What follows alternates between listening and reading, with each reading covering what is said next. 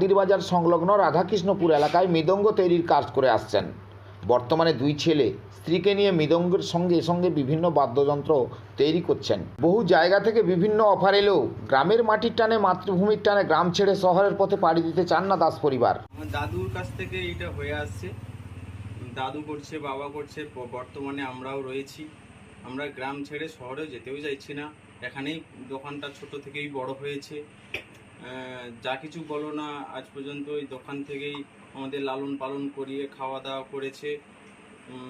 আগে আগে থেকে এখন উন্নত একটু হয়েছি, বাইরে খোল যাচ্ছে, দিল্লি যাচ্ছে, কলকাতাও যাচ্ছে।